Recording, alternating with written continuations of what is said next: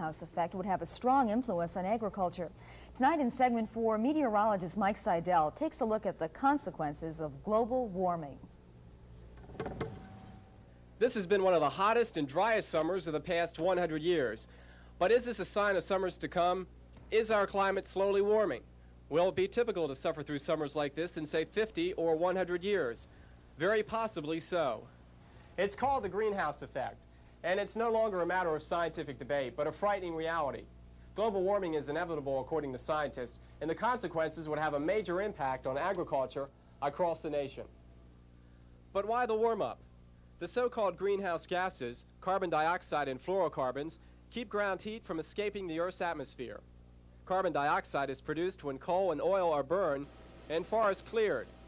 Fluorocarbons are the byproducts of refrigerants and industrial solvents. They were banned for use in aerosol sprays in the U.S. in 1978. Fluorocarbons are also blamed for the destruction of the ozone layer, leading to an increase in ultraviolet light, and this in turn raises the temperature here on Earth. The gases are predicted to increase the Earth's temperature an average of 2 degrees across the oceans to 8 degrees at the poles in 50 years. In the Carolinas, the increase would be about 4 or 5 degrees. Now that doesn't seem like that's much of an increase, but consider this. The most dramatic effect would be the global flooding that would follow the melting of the glaciers. The rising oceans could cover much of the world's coastal plains, devastating low-lying areas like Charleston. Warmer oceans would spawn more powerful and more frequent tropical storms.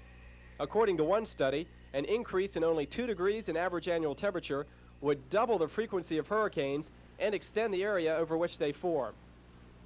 The increase in global temperatures would also have a drastic effect on agriculture.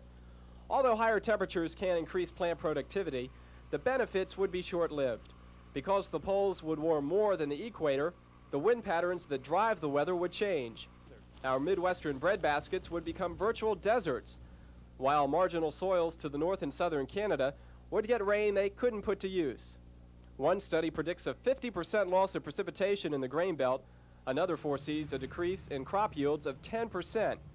And in the Carolinas, the warm-up would affect the peach farmers. We know that peach trees here must experience around 1,100 hours of 45 degrees or lower, and if they don't get that, then we have problems with the flowering of the peach tree.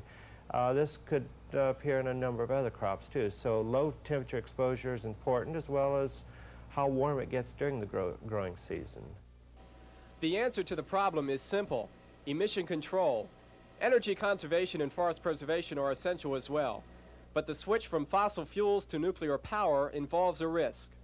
Has American industry concerned itself with the problem?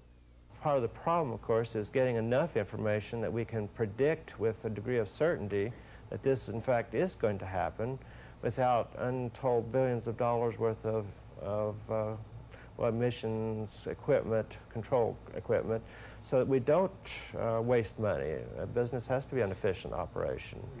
It's unlikely that the ground I'm standing on will be a desert in, say, 50 or even 100 years because of our closeness to the Atlantic Ocean and the Gulf of Mexico. But the longer regulatory action is postponed, the worse the environment will be for future generations. In Greenville, this is Mike Seidel, News Center 4.